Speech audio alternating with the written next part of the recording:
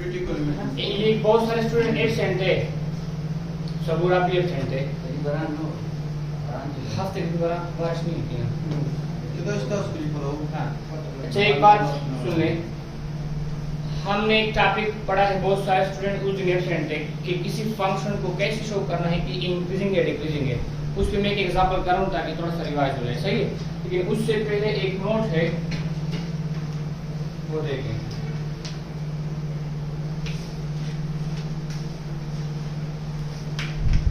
Note में हमारे पास क्या शब्द,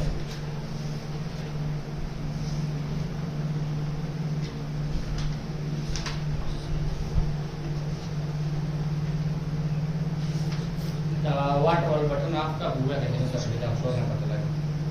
आई थिंक जिन सांड्रा वाला कर मारा सही। अच्छा नोट में हमने ये लिखना है, एक चीज में कंफ्यूजन है हमारे पास कि इंक्रीजिंग फंक्शन और स्ट्रिक्टली इंक्रीजिंग फंक्शन में फर्क क्या है। तो जो हमने पढ़ा है, हमारे पास जो डिफिनीशन है वो हमारे पास है स्ट्रिक्टली इंक्रीजिंग या स्ट्रिक्टली डिक्रीजिंग फंक्शन। आप लोग कहेंगे कि सर हमें पहले इससे डर लग रहा था कि इंक्रीजिंग और डिक्रीजिंग क्या है, इसके बीच में फिर और कुछ आ गया। स्ट्रिक्टली इंक्रीजिंग फंक्शन FTN, इसको हमने इस तरह डिफाइन किया है कि अगर आपके पास कोई इंटरवल है फॉर ऑल x1 x2, लेकिन उससे पहले एक चीज कंफर्म करनी है आप लोगों ने, अगर कोई फंक्शन है y = f(x), कोई भी फंक्शन है और ये डिफरेंशिएबल है, डिराइवेबल है हमारे पास एक इंटरवल में। डिराइवेबल की बात इसलिए कर रहे हैं क्योंकि ये डिफिनीशन डिपेंड कर रहा है डेरिवेटिव पे। अगर डेरिवेटिव ही एग्जिस्ट नहीं है तो ये बात तो फिर नामुमकिन है कि कैसे हम प्रूव करेंगे कि फंक्शन इंक्रीजिंग या डिक्रीजिंग है। तो डिराइवेबल होना चाहिए, कंडीशन पे उसमें होना चाहिए। अब अगर इस इंटरवल से हम कोई दो नंबर लेते हैं for all x1 x2 belongs to interval AB। अब जाहिर सी बात है इंटरवल से दो नंबर लेते हैं, एक छोटा होगा एक बड़ा होगा। साइज दैट इलामत है साइज दैट का x2 जो है वो बड़ा है हमारे पास x1 से। अगर हमें ये मिल जाए दिस इंप्लाइज दैट कि f ऑफ x2 भी हमारे पास बड़ा है f ऑफ x1 से, तो हम कहेंगे कि जो फंक्शन है वो स्ट्रिक्टली इंक्रीजिंग है। ये जो दूसरा डिफिनीशन किया था वो बहुत आसान है, उस पे एग्जांपल भी किया था, अभी एग्जांपल करने वाले हैं कि अगर हम इंटरवल में से कोई भी नंबर लेते हैं, हमारे पास कोई फंक्शन है वो इस इंटरवल में क्या है, कंटिन्यूअस है और डिफरेंशिएबल है। y = f(x) एक फंक्शन है और इस इंटरवल में वो क्या है, डिराइवेबल है या डिफरेंशिएबल है। अब इस इंटरवल में हमारे पास एक अगर हम पॉइंट लेते हैं C belongs to interval AB।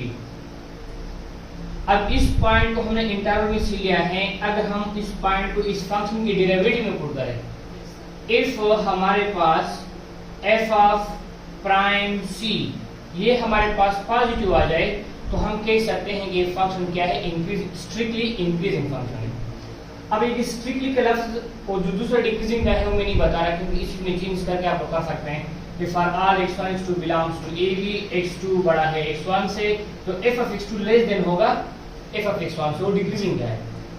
अब ये स्ट्रिक्टली का लफ्ज अगर हम हटा लें तो हमारे पास एक और डिफिनेशन बन जाएगा जिसको हम कहते हैं इंक्रीजिंग फंक्शन। इंक्रीजिंग फंक्शन, इसके साथ स्ट्रिक्ट का लफ्ज हमारे पास नहीं। बिल्कुल उसी तरह है, अगर कोई फंक्शन हो y = f(x), एक इंटरवल हमारे पास है AB, इसमें वो डिफरेंशिएबल है। अब इस इंटरवल से दो नंबर आप लोगों ने पिक किए, एक आप लोगों के पास x1 है, एक आप लोगों के पास x2 है। ये कहां से बिलोंग कर रहे हैं, AB से बिलोंग कर रहे हैं। कैसे होने चाहिए, एक बड़ा होगा और एक छोटा होगा। साइज दैट इस इलामत को अगर रिसिप्रोकल करें इस तरह तो ये शो करे बिलोंग्स, ये दो एलिमेंट्स इससे ताल्लुक रखते हैं। जैसे कि अगर मैं कहूं कि सबूर बिलोंग्स टू ICA, मतलब कि वो इस एकेडमी का इससे बिलोंग कर रहे हैं, सही है। अच्छा, सच दैट अगर हमारे पास f of x2 greater than और इक्वल f ऑफ x1, तो फिर हम कहेंगे कि ये फंक्शन जो है इंक्रीजिंग फंक्शन है। वहां पे सिर्फ क्या है कि f ऑफ x2 हर हाल में f ऑफ x1 से बड़ा होना चाहिए। यहाँ पे क्या है कि f of x2 f of x1 के बराबर भी हो सकता है, तो ये इंक्रीजिंग फंक्शन होगा। अब ये किस तरह का फंक्शन होगा जिसमें अगर हम दो डिफरेंट नंबर देते हैं और उनका आउटपुट हमारे पास सेम आ रहा है। बहुत सारे फंक्शन है, एक एग्जांपल में दे रहा हूँ।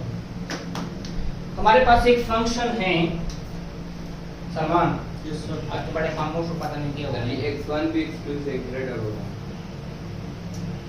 x2 यहाँ पे उसी तरह है कि x हमारे पास x2 जो है वो बड़ा होना चाहिए x1 से, मतलब एक नंबर दूसरे से बड़ा होना चाहिए। आप ये लिखते हो कि x1 x2 से बड़ा होना चाहिए, फिर भी सही है, कोई तो बड़ा होगा ना। सर डिग्री में हम दे सकते हैं, उसमें हम उस साइड हाँ, उसमें यही होगा कि f of x2 less than और equal to f of x1, सही है।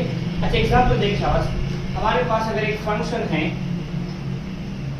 कोई फंक्शन है f of x equal to 5, ये कांस्टेंट फंक्शन है, इसका range set singleton set even set है। तो आप लोग दो नंबर उठा ले शाबाश, मैं x1 उठा रहा हूँ, हमारे पास 2 है, दिस इंप्लाइज दैट अगर हम इसमें पुट करें तो ये बन जाएगा f ऑफ x1, ये बन जाएगा f ऑफ 2, इससे हमारे पास कोई भी नंबर पुट करें आंसर वही 5 है। दूसरा नंबर मैं पुट कर रहा हूँ x2, वो हमारे पास लेट्स सपोज 7 है, this implies that f of x2 अगर हम x2 की जगह फंक्शन में 7 पुट करते हैं फिर भी हमारे पास वही 5 आ रहा है। अब आप लोग देख रहे हैं यहाँ पे x2 जो है हमारे पास फॉर ऑल x2 जो है वो बड़ा है x1 से, ये बात तो आप लोग मानते हैं ना, x2 बड़ा है।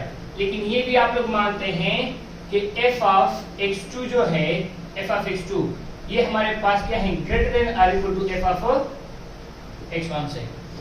अब ये इनइक्वालिटी है, ये दो स्टेटमेंट दे रहा है हमें कि या तो ये नंबर आप लोगों ने पढ़ा है कि 5 ग्रेटर देन और इक्वल टू 5। अब यहाँ पे 5 तो 5 से बड़ा तो नहीं है, लेकिन 5 5 के बराबर है ना, तो ये स्टेटमेंट फिर भी हमारे पास ट्रू स्टेटमेंट है। अब यहाँ पे x2 x1 से बड़ा है, x2 की वैल्यू 7 है, वो बड़ा है किससे, 5 से। This implies that f of x2 की वैल्यू क्या है, 5 है, greater than equal to f of x1 की वैल्यू क्या है, वो भी 5 है। तो 5 5 से अगर बड़ा नहीं बराबर तो है ना, तो ये फंक्शन जो है ये इंक्रीजिंग फंक्शन है, ये कांस्टेंट फंक्शन, ये डिक्रीजिंग फंक्शन भी है, मानते हैं आप लोग। अगर मैं ये लिखूं आप लोग के पास फॉर एग्जांपल डिक्रीजिंग होगा, सर डिक्रीजिंग सही जगह होगा बराबर से मतलब, तो हमारे पास डिक्रीजिंग में किस तरह होना चाहिए शाबाश, सर उस साइड हो f of x2 less than or equal to, तो हमारे पास यहाँ पे जो नंबर होगा x2 तो हमारे पास बड़ा होगा x1 से, f of x2 less then कैसे शो करेंगे, शाबाश पता है। सर इसको साइन चेंज करेंगे नहीं, अगर हमारे पास ये फंक्शन है f ऑफ x हमारे पास 5 है, दो नंबर हम पुट करते हैं, एक हमारे पास x1 है, लेट्स सपोज कोई नंबर हमने पुट किया फॉर एग्जांपल 5 है, दिस इंप्लाइज दैट जब इनपुट 5 देते हैं f ऑफ 5 तो हमारे पास क्या आता है, 5 आता है, सही है। अच्छा, एक उस साइड पे जाते हैं हमारे पास, तो यहाँ पे कोई नंबर है x2, वो हमारे पास कोई छोटा नंबर पुट कर लेते हैं, लेट्स सपोज हमारे पास है -1 है, ये जो भी नंबर आप पुट करना चाहते हैं या 2 पुट करना चाहते हैं, दिस इंप्लाइज दैट तो f ऑफ f2 पे भी हमारे पास कौन सा नंबर दे रहा है, 5 दे रहा है, तो ये तो हमारे पास डिक्रीजिंग नहीं आ रहा, क्योंकि x2 या x1 बड़ा है x2 छोटा है, ये तो हमारे पास बराबर है। सर जी स्टॉप करो, ये स्टेटमेंट है कि सब इक्वल होता है, हम आपकी बात को जो है ना अहमियत नहीं दे रहे हैं, इस वजह से हम मान गए। अच्छा, तो यहाँ पे अगर आप लोग देखिए खैर वही इससे भी यही कंडीशन ले लें शाबाश, यही कंडीशन लेते हैं कि f ऑफ x1 हमारे पास क्या है, 2 है, तो उससे हमारे पास 5 आ गया, x2 हमारे पास 7 है, हमारे पास फिर भी हमारे पास 5। अब आप लोग देख रहे हैं फॉर ऑल x2 जो है वो बड़ा है किस चीज से, x1 से। दिस इंप्लाइज दैट कि अब मैं लिख सकता हूं कि f ऑफ x2 जो है वो लेस देन और equal to f of x1 से है। ये डिक्रीजिंग का डेफिनेशन है हमारे पास, ये इंक्रीजिंग का है ये वाला, अगर इसको उल्ट करते हैं डिक्रीजिंग का है। अब देखिए शाबाश, f ऑफ x2 कितना है, x2 हमारे पास 7 है, ये तो बड़ा है हमारे पास, x2 से 7 है, x1 हमारे पास 2 है। This implies that f of x2 हमारे पास कितना है, 5 है, लेस देन और equal to f of x1 हमारे पास 5 है। तो ये भी ट्रू स्टेटमेंट है, क्योंकि अगर 5 से बड़ा तो नहीं है, बराबर तो है ना। इसको कैसे पढ़ते हैं, 5 लेस देन और इक्वल टू 5। तो क्या हम कह सकते हैं कि constant function is both increasing and decreasing function? Note अलियान, constant function, constant, एक क्वेश्चन पूछूं, Yes, sir. सोच ले। Constant function is both increasing function, increasing and decreasing function।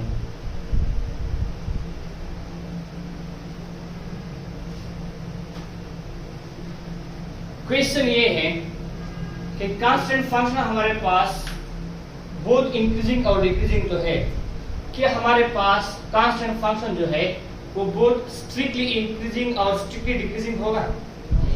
Equality नहीं है, नहीं वो भी सही है, लेकिन इसमें इक्विलिटी नहीं है। अगर x2 x1 से बड़ा है तो ये तो सही है।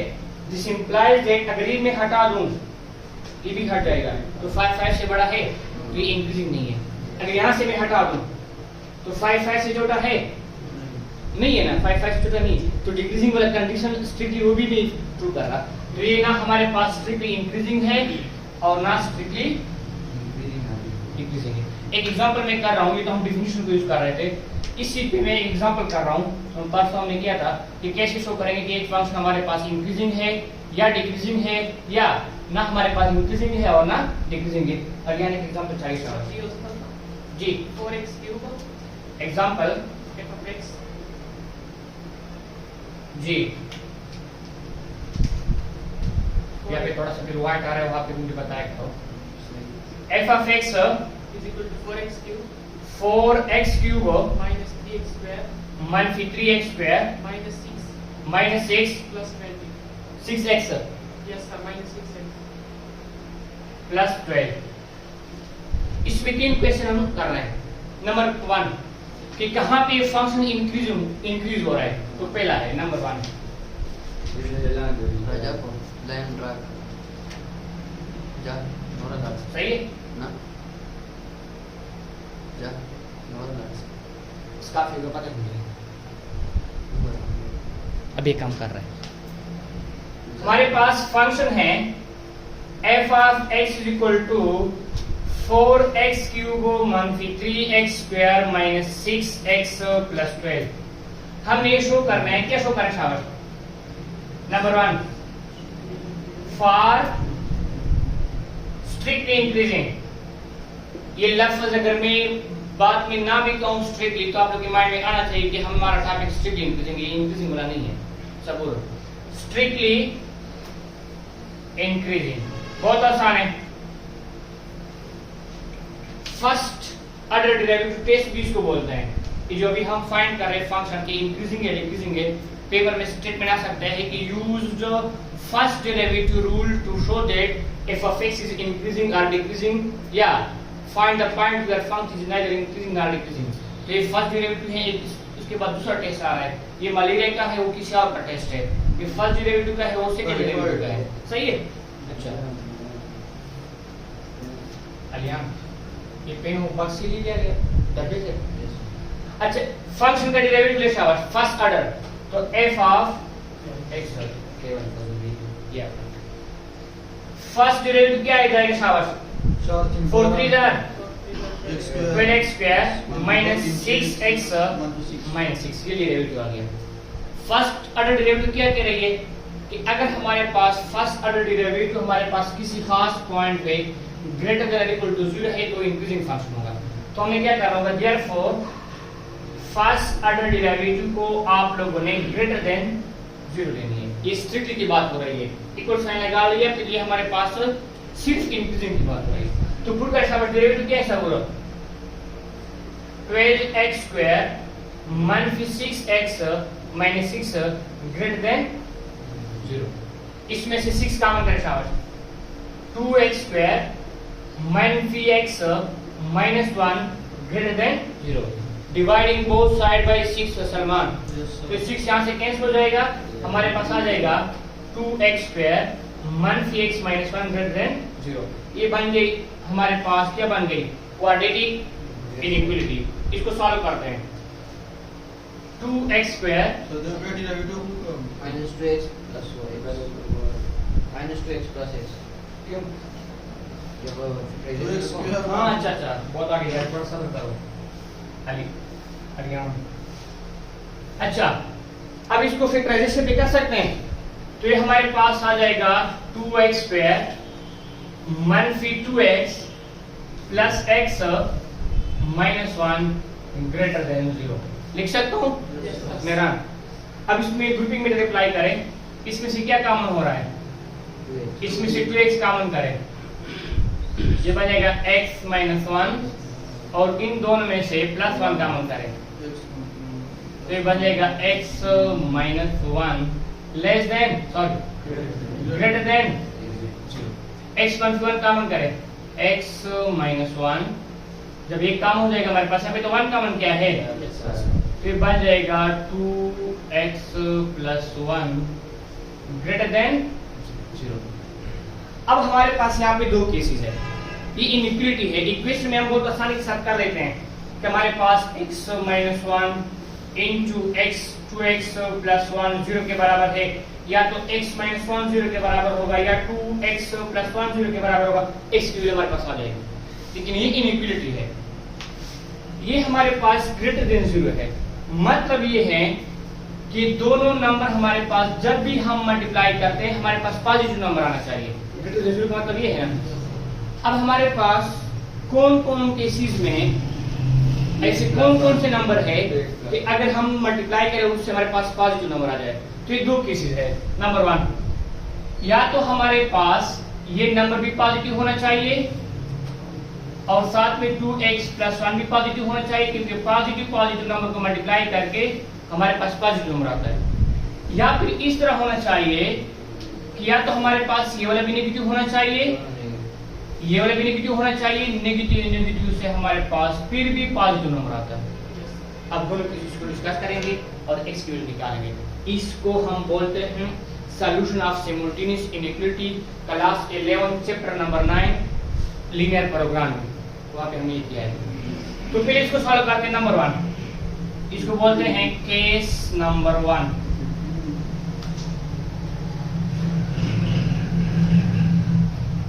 पहला केस हमारे पास क्या है, अगर x माइनस 1 2x प्लस 1 अगर ये हमारे पास ग्रेटर देन 0 है, this implies that x minus 1 ये भी ग्रेटर देन 0 होना चाहिए, हाँ, एंड 2x प्लस 1 ये भी ग्रेटर देन 0 होना चाहिए। सर जी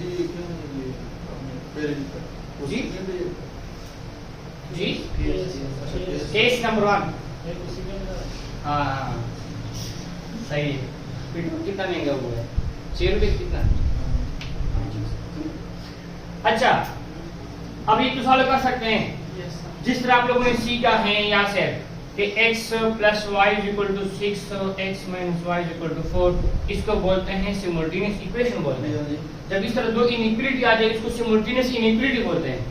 तो इसका कॉमन सॉल्यूशन निकालना है, वो कौन सा इलाका है जिसमें x माइनस 1 ग्रेटर देन 0 है, 2x प्लस 1 ग्रेटर देन 0 है, वो कौन से नंबर्स हैं 0 से प्लस इन्फिनिटी तक है, 0 से माइनस इन्फिनिटी तक है, कौन सा है हमें नहीं पता, निकालेंगे। तो पहले इसको सॉल्व करो, इसको मैं लिख सकता हूँ x ग्रेटर देन 1 एंड इसको मैं लिख सकता हूँ 2x greater than minus 1, this implies that x greater than minus 1 by 2।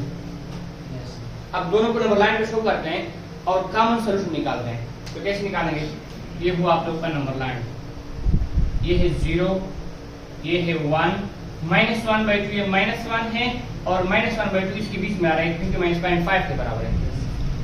x 1 से बड़ा है कौन साइड पे?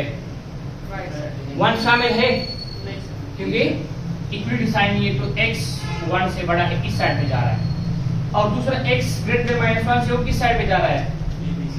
वो भी इस साइड पे जा रहा है। कौन से नंबर के बाद दोनों की जो सोल्यूशन है वो सेम हो जाती है? +1 के बाद अगर आप लोग देखें दोनों का जो सोल्यूशन रीजन है यानी इसके बाद +1 के बाद हम कोई नंबर उठाएंगे, ये वाला भी ट्रू होगा हमारे पास, ये वाला भी ट्रू होगा। यहाँ पे आप लोग 1 से बड़ा नंबर कोई उठाए, 2 उठा रहे हैं आप लोगों ने, तो +2 उठाए यहाँ पे पुट करें, तो यहाँ पे अगर हम +2 पुट कर लेते हैं +2 तो +2 1 से बड़ा है, Yes, sir. वही 2 यहाँ पे पुट करके 2 तो 2 हमारे पास -1 से भी बड़ा है। Yes, sir. अगर इस साइड पे कोई नंबर हम ले लेते हैं, फॉर एग्जांपल आप लोगों ने 0 ले लिया, तो इसमें से ये वाली इनइक्वालिटी तो हमारे पास ट्रू हो रही है लेकिन ये वाली हमारे पास फॉल्स हो रही है। तो हमें कौन सा नंबर चाहिए? 1 से बड़ा। तो इसका जो सोल्यूशन रीजन हमारे पास है 1 तो शामिल नहीं है, तो हमारे पास 1 पे आ जाएगा open interval 1 up to infinity, यानी इस पॉइंट, इस इंटरवल में से हम कोई भी नंबर उठाएंगे तो हमारे पास ये इनइक्वालिटी क्या आएगी? ट्रू आएगी और फंक्शन हमारे पास क्या होगा? इंक्रीजिंग होगा। Yes, sir. अब दूसरा केस तो बाकी है, उसको भी डिस्कस करते हैं कि वो क्या कह रही है। तो वीडियो को दोबारा प्ले करो। अच्छा, केस नंबर 2, इसमें आपको दोबारा हो जाएगा, सही है। अच्छा, केस नंबर 2 में हमारे पास ये भी नेगेटिव है, ये भी नेगेटिव है, तभी हमारे पास पॉजिटिव आएगा। तो हमारे पास आ गया x - 1 और दूसरा है 2x + 1 ग्रेटर देन 0 होना चाहिए। तो इस केस में ये होगा हमारे पास, दिस इंप्लाइज दैट x - 1 भी नेगेटिव होना चाहिए एंड 2x + 1 भी लेस देन 0 होना चाहिए। दोनों नेगेटिव हो तब भी हमारे पास पॉजिटिव आंसर आएगा। ये अक्सर हमारे पास यहाँ पे जब लीनियर इनइक्वालिटी आ जाती है तो हम इन चीजों से बच जाते हैं। फर्स्ट एक एग्जांपल क्या था, किसी को याद होगा, आई थिंक 25 तारीख को किया था, वो वीडियो आप तक अपलोड नहीं किया, अपलोड कर लो, देख लेना। तो यहाँ पे अगर लीनियर इनइक्वालिटी आ जाएगी तो बहुत आसान है, सब इस तरह कोई आपके पास आ गया तो x - 1 आ गया, for example x - 1 greater than 0, ये बन जाएगा x ग्रेटर देन 1, तो आपके पास आ गया 1 अप टू इंफिनिटी। इतनी कैलकुलेशन नहीं करनी पड़ेगी, ये तो क्वाड्रेटिक है, क्यूबिक आगे फिर आपके पास होगा। आपके पास फंक्शन आ गया 4x⁴, तो जब 4 पावर आप काम करोगे तो यहाँ पे जो डेरिवेटिव है उसमें क्यूब आ जाएगा, क्यूबिक इनइक्वालिटी बन जाएगी। अच्छा, ये क्या हो जाएगा? x less than 1 and direct लिख लूं उसका तो -1, तो x लेस देन -1/2। जहां तक मुझे लग रहा है ये हमारे पास -1.5 से ये वाला सॉल्यूशन कॉमन आ रहा है। आप लोग कहना शाबाश, 0 है, +1 है, -1 है, -1/2 है। फर्स्ट यूनिट क्या कह रही है? वो सारे नंबर जो +1 से क्या है? लेस देन है, 0 सही है। और x लेस देन -1/2, तो कौन सा इंटरवल आ गया हमारे पास? माइनस, ये वाला कॉमन है ना, इसके बाद कॉमन है -1/2, सॉरी इंटरवल का तरीकाकार ये है कि लेफ्ट साइड वाला नंबर छोटा होगा, राइट साइड वाला बड़ा होगा, तो -∞ -1/2। इस इंटरवल भी से भी आप कोई नंबर उठाएं इस साइड पे -3 -4 -5, फिर भी आपके पास फंक्शन इंक्रीज हो रहा है, तो हमारे पास कॉमन रीजन कौन सा हो गया? इन दोनों को कंबाइन करते हैं, यानी for increasing function, for increasing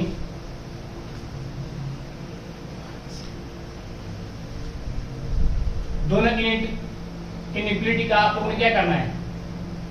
देख साहब, हम कह रहे हैं कि दोनों नंबर पॉजिटिव होने चाहिए, या आर लगाए ना, या दोनों हमारे पास नेगेटिव। जब भी आर की बात होती है मैथमेटिक्स में तो वहां पे यूनियन का जिक्र आता है, एंड की बात होती है तो वहां पे इंटरसेक्शन की कॉमन का जिक्र आता है। यहाँ पे मैंने एंड लगाया है तो दोनों का कॉमन रीजन में ले रहा हूँ, तो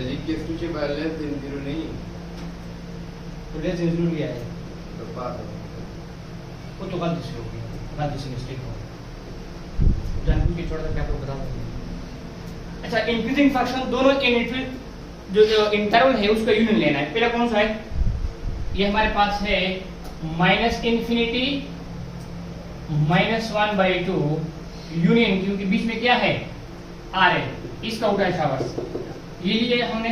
अब दूसरा हमारे पास है यूनियन 1 अप टू इंफिनिटी। इन दोनों इंटरवल में से कहीं पे नंबर आप पुट करें फंक्शन में, इस वैल्यू पुट करते जाएं, आपका फंक्शन इंक्रीज होगा। लेकिन -1/2 +1 के बीच में फंक्शन हमारे पास क्या होगा? डिक्रीज होगा। ये हमारे पास इस फंक्शन की क्या बात हो गई? इंक्रीजिंग बात हो गई। डिक्रीजिंग को आप लोगों पर मैं छोड़ रहा हूं। For decreasing sir ji sign हुआ होगा जी ग्रेटर देन 0 कौन सा? हाँ, सही है सब बोलो। मला काही हाँ, सही है। फॉर डिक्रीजिंग मैंने छोड़ा था कि कोई और कुछ बताता है कि नहीं? हाँ, फॉर डिक्रीजिंग फंक्शन और जी सर जिससे चल रहा है मिडली दी होगा ना, कर रहा हूं सप्लाई करे सर बता के। डिक्रीजिंग फंक्शन के लिए काम तो ये सब कुछ करना है, less then 0 less than 0 less than 0 less than 0 less than 0, इस स्टेप पे पहुंच जाएंगे तो हमारे पास आ जाएगा x - 1 2x + 1 क्या बन जाएगा? लेस देन 0 बन जाएगा। अब हमारे पास लेस देन 0 कब होगा? एक नेगेटिव दो केसेस है। नंबर 1 अलियान, या तो हमारे पास x - 1 जो है वो पॉजिटिव होगा, 2x + 1 नेगेटिव होगा, तब भी हमारे पास इन दोनों के प्रोडक्ट से नेगेटिव नंबर आता है। यस सर केस नंबर 2, या तो हमारे पास x - 1 नेगेटिव होना चाहिए और 2x + 1 पॉजिटिव होना चाहिए, तब भी हमारे पास लेस देन 0 आ सकता है। जल्दी डिस्कस करो जल्दी से। यस देखिए नंबर 1, अगर दोनों हमारे पास क्या है? एक पॉजिटिव है एक नेगेटिव है, तो लेट x - 1 जो है वो पॉजिटिव है तो ग्रेटर देन 0 लेंगे, यस सर एंड 2x + 1 क्या होगा? लेस देन 0 होगा। एंड क्यों लगा रहा हूं? क्योंकि दोनों इनइक्वालिटी का हमने कॉमन पॉइंट लेना है, कॉमन रीजन लेना है। तो इससे कितना आ जाएगा? x greater than 1 एंड ये बन जाएगा x less than -1/। सर लेकिन यहाँ पे जो डिक्रीजिंग फंक्शन नहीं है इसको ग्रेटर करना चाहिए। जी एक पॉजिटिव लेना है इस इन दोनों के प्रोडक्ट से मंफी नंबर कब आएगा? जब एक पॉजिटिव और एक नहीं नेगेटिव होगा, तभी हमारे पास लेस देन 0 आ सकता है ना सलमान। लेकिन यहाँ पे सर आपने ग्रेटर करना है। हाँ भाई, लेस सर x - तो एक पॉजिटिव होना चाहिए सलमान, नहीं सर, एक पॉजिटिव होना चाहिए और एक नेगेटिव होना चाहिए। ये पॉजिटिव तब होगा जब x greater than 0 होगा, ये नेगेटिव तब होगा जब 2x + 1 लेस देन 0 हम लेंगे। सही है? ग्रेटर देन 0 का मतलब ये है कि नंबर जो है हमारे पास राइट साइड पे लाई कर रहा है। लेस देन 0 का मतलब ये है कि नंबर 0 के इस साइड पे लाई कर रहा है। सही है? इस बात को समझा रहे हैं। अच्छा, तो इसको ड्रा करें नंबर लाइन पे। ये आप लोगों को आना चाहिए, फर्स्ट चैप्टर का टॉपिक है कि चलो किसी ने नहीं सीखा है अभी तो समझ आ गया ना कि सिमुलेटेनियस इनइक्वालिटी को कैसे सॉल्व करेंगे। आपके पास किसी ने एग्जांपल दिया कि भाई जान आप ट्यूशन भी करते हो, 60 साल से जो है ना ट्यूशन भी कर रहे हो, सेकेंड ईयर में पहुंच गए हो, प्लीज मुझे इसका सोल्यूशन निकालो, ये पता नहीं किस तरह हो रहा है। 7th में भी है एक्सपोर्ट कोर्स में, मुझे याद है आपको कहा जाए कि प्लीज इसका मुझे सोल्यूशन निकालो, x + 5 < 2 एंड दूसरा है 2x + 1 > 4, इसका मुझे सोल्यूशन निकालो। फिर आपने ऐसे निकालना है, इसको सॉल्व करो x के लिए, इसको भी सॉल्व करो x के लिए। ये तो हम एक क्वेश्चन में 2 क्वेश्चन कर रहे हैं, ये अलग क्वेश्चन है वो अलग क्वेश्चन, यहाँ पे तो दोनों किसी तो नहीं होंगे ना। तो आप इसको सिंपलीफाई करो तो इससे आ जाएगा x < 5 उस साइड पे -3 बन जाएगा, ये बन जाएगा उस साइड पे, इसको मैं 3 ले रहा हूँ 3, तो इस साइड पे -1 बन जाएगा, तो 3 में से 1 निकाले 2 आ जाएगा, तो 2 की डिवाइड करें तो x < 1 आ जाएगा। कौन सा रीजन है, कौन सा हमारे पास 0, ये +1 है, ये -3 है, वो सारे नंबर जो +1 से बड़े उस साइड पे जा रहा है, वो सारे हमारे पास सोल्यूशन जो -3 से छोटे हैं इस साइड पे जा रहे हैं, तो इन दोनों को कंबाइन करो। सही? अच्छा, तो इसको कंबाइन करो शाबाश, +1 -1/2। x 1 से क्या है, बड़ा है, और x जो है -1/2 से लेस देन है इस साइड पे। मतलब ये कि हमारा सॉल्यूशन कहाँ पे है, कॉमन सॉल्यूशन कहीं पे है, कॉमन सॉल्यूशन नहीं है ना, तो फिर हम कह सकते हैं इसका सॉल्यूशन डज नॉट एग्जिस्ट है। क्या लिखा है, कहां से लिया था एग्जांपल,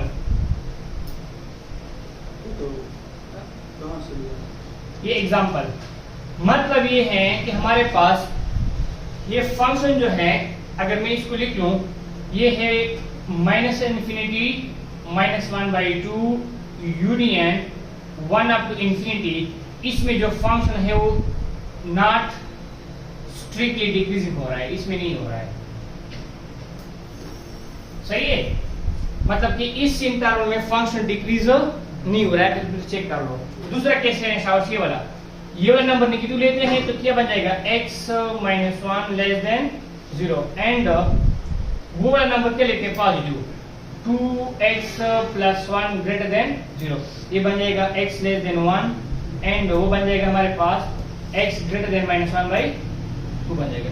इसको शो करें शाबाश, 0 1 -1 -1/2, x 1 से छोटा है तो इस साइड पे आ रहा है, x बड़ा है -1/2 से कौन साइड पे जा रहा है, इस साइड पे जा रहा है। कॉमन सॉल्यूशन कौन सा है, मतलब ये है कि -1/2 और 1 के बीच में ये फंक्शन डिक्रीज हो रहा है, और इसमें ये नहीं है, इसमें मतलब ये है कि फंक्शन +1 को उस साइड पे या -1/2 की साइड पे इंक्रीज हो रहा है, इसके बीच में डिक्रीज हो रहा है, इंटरवल यही कह रहा है। अब वो कौन सा पॉइंट होगा जिसपे फंक्शन ना इंक्रीज हो रहा है डिक्रीज हो रहा है, 0, वो 1 आ रहा है, आप लोग देख रहे हैं हर जगह 1 1 है, 2 पॉइंट्स है, एक 1 है, एक -1/2 है। तो आप लोगों ने थर्ड क्वेश्चन ये करना है कि वो कौन सा पॉइंट है जिसपे फंक्शन ना इंक्रीज हो रहा है ना डिक्रीज, तो उसमें आपने डेरिवेटिव को 0 के बराबर पुट करना है। तो इसको 0 के बराबर पुट कर दो। मैं जा रहा हूँ फैक्टराइजेशन मैंने की है, ये सारे स्टेप हो गए, ये सारे स्टेप हो गए। कौन सा स्टेप लूंगा, x - 1 into 2x + 1 = 0, 0 factor property, तो x की वैल्यू आ गई +1 और इस आता है -1/2। इन दोनों पॉइंट्स पे फंक्शन ना इंक्रीज हो रहा है ना डिक्रीज हो रहा है। स्टार्ट करो शाबाश, आगे जाए। Function neither strictly increasing nor strictly decreasing। तब मतलब फाइंड को कच्चा का टाइम और डेटा वाले व्हाट्सएप सेंड करवा इसको, सही है। तासो पता भी तासो function increasing decreasing neither increasing decreasing show करवा इसको कवाई बेसन तासे और भी तासा वाइस तुम्हारा सारा फंक्शन ला तासो ट्राई करो शा उस परमो तुम लास्ट टॉपिक पे लाओ हिसाब बयान बल्कि ना रहा होगा फ्रेंड टॉपिक का आफ्टर प्रोज में कुन टॉपिक पे लाओ आउ critical value and critical point बस हम वैल्यू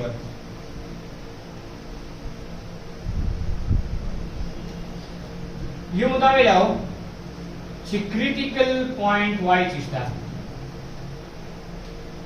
critical value point के मतलब moles of value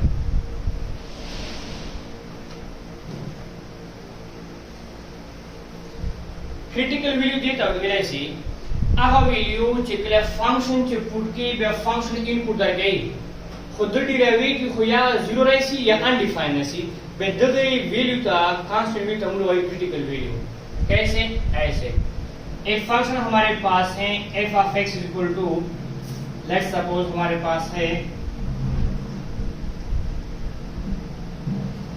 square root of x। Suppose इसमें अगर x की जगह में कोई नंबर पुट करूं c, कोई कांस्टेंट वैल्यू है 0, c की वैल्यू क्या है 0, तो ये बन जाएगा f of c, यानी ये बन जाएगा f of 0, ये बन जाएगा स्क्वायर रूट ऑफ 0 और स्क्वायर रूट ऑफ 0 0 के बराबर है। तो 0 पे ये फंक्शन डिफाइंड है, हमें आउटपुट मिल रहा है। अब इसके अगर हम डेरिवेटिव निकाले, कैसे निकालते हैं वो आप लोग खुद निकाले, मैं डायरेक्ट कर रहा हूँ।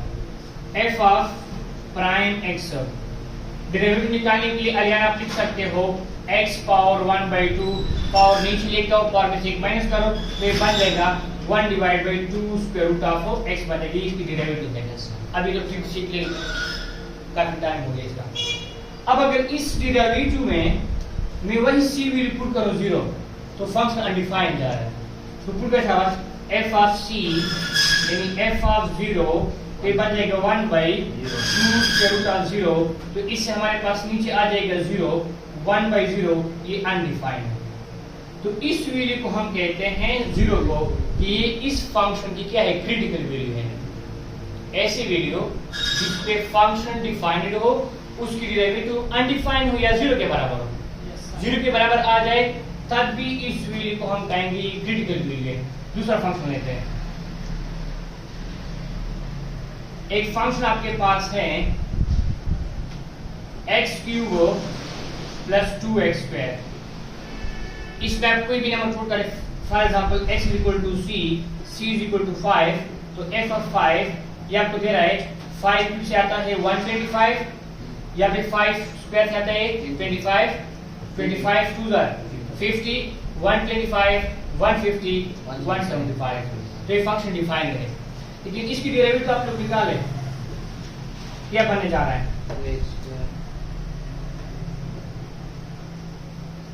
3x² प्लस 4x इसकी डेरिवेटिव है। अब इस फंक्शन में जो पहला है, अगर मैं 0 पुट करूं तो फंक्शन तो डिफाइंड है हमारे पास, आप इसमें 0 पुट करते हैं 0 0 क्या बन जाएगा, तो फंक्शन तो डिफाइंड है। अब डेरिवेटिव में पुट कर शाबाश, तो डेरिवेटिव जब पुट करते हैं 0 तो f ऑफ प्राइम 0 ये भी क्या आ रहा है, तो 0 पे फंक्शन डिफाइन है क्योंकि आउटपुट दे रहा है, लेकिन उसकी जो डेरिवेटिव वो किस चीज के बराबर है, 0। ये वैल्यू जो है इस फंक्शन के लिए क्या है, क्रिटिकल वैल्यू है।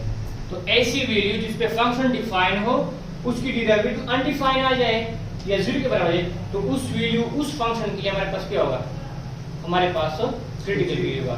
पॉइंट क्या होता है, पॉइंट बहुत आसान है, आपके पास एक नंबर है 0, तो फंक्शन एक वैल्यू है हमारे पास, इसको वैल्यू बोलते हैं, लेकिन जो x की वैल्यू है, जो y की वैल्यू है, अगर उसको हम अगर पेयर फॉर्म में लिख ले, x2 इनपुट 0 दिया था, y 0 गया, तो इससे पॉइंट बन गया, इसको बोलते हैं क्रिटिकल पॉइंट। सही। अब इससे हम क्या काम ले रहे हैं, हम फर्स्ट डेरिवेटिव को यूज करके ये फाइंड करेंगे कि एक फंक्शन कौन सी वैल्यू पे मैक्सिमम वैल्यू दे रहा है और कौन सी वैल्यू पे मिनिमम दे रहा है। उस टॉपिक का नाम है मैक्सिमा एंड मिनिमा। ये तो आज का टॉपिक था। देखिए शाबाश, एक एग्जांपल मैं कर रहा हूँ, ये फिर कल कर लेंगे। अब यहाँ कहीं से ढूंढ के लाओ कि फाइंड क्रिटिकल वैल्यू, अगर एग्जांपल ही तो मैं खुद से ले रहा हूँ। हाँ, कोई एग्जांपल है, उसी डिफिनेशन के बाद चेक किया करो।